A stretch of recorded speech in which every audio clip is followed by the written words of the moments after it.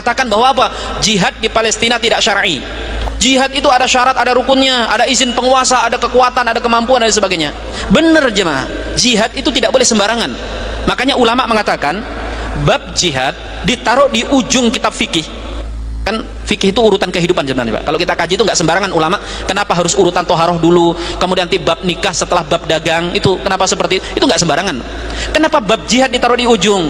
Supaya orang yang pipisnya belum benar nggak bicara tentang jihad fisabilillah. Hati-hati berfatwa tentang hukum, mengatakan jihad di Palestina tidak syar'i.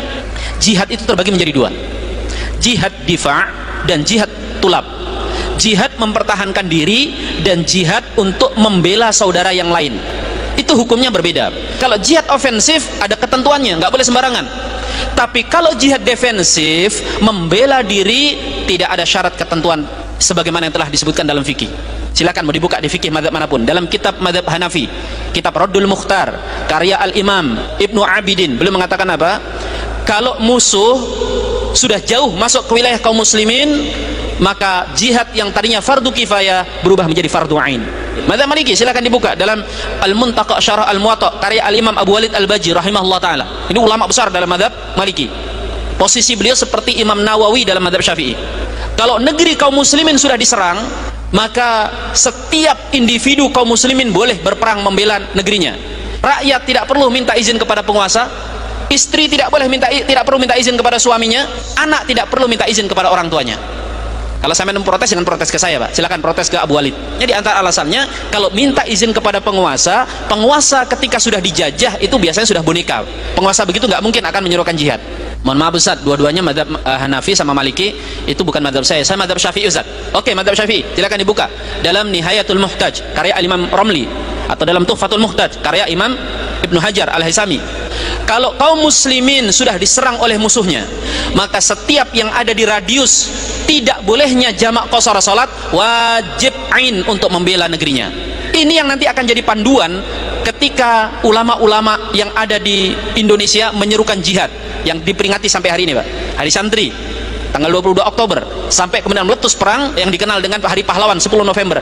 Itu jihad yang diserukan oleh ulama-ulama kita jemaah. Himbauan daripada Kiai Haji Hashim Asy'ari.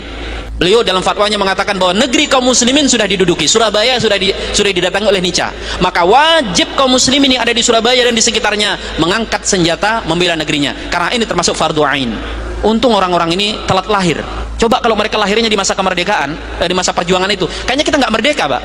Karena begitu kita mau jihad, mau berjuang, mereka mengatakan apa? Nggak ada itu jihad kayak gitu tuh. Mana bambu runcing lawan tank, nggak masuk akal.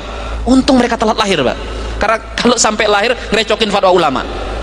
Ustadz, mohon maaf Ustadz, itu tadi madhab Syafi'i Ustadz. Saya madhabnya Hanbali Ustadz. Saya ngikuti Ustadz lulusan Madinah. Oke, silakan buka dalam kitab Al-Mughni karya Al-Imam Ibnu Qudamah. Beliau mengatakan dalam kitab tersebut, jihad itu fardu kifayah kecuali dalam 3 kondisi. Kalau sudah terjadi 3 kondisi ini, fardu ain hukumnya. Pertama, ketika sudah ulil amri menyerukan. Yang kedua, kata Al-Imam Ibnu Qudamah, kalau sudah berhadapan dengan musuh, sudah di medan perang, musuh sudah berhadapan-hadapan, nggak boleh merubah hukum. Dan yang ketiga, jemaah dimuliakan Allah, sama dengan fatwa 3 madhab yang lain, kalau musuh sudah masuk ke wilayah kaum muslimin, hukumnya semuanya menjadi fardu ain. Itu kan 4 madhab bisa jadi tidak faktual Ustadz, itu fatwa masa lalu Ustadz. Sekarang kita masa sekarang beda Ustadz. Terus kita harus mengikuti fatwa-fatwa ulama hari ini. Oke, fatwa ulama hari ini apa? Hadirin, kalau kita mau mengetahui fatwa suatu tempat, kita harus bertanya kepada ulama setempat. Kalau kita ingin tahu tentang Palestina, jangan tanya fatwa ulama Indonesia, jangan tanya ulama fatwa Saudi, tanya ulama yang ada di Palestina. Dan Robitoh ulama Palestina telah sepakat mengatakan wajibnya kaum muslimin di Palestina membela negerinya.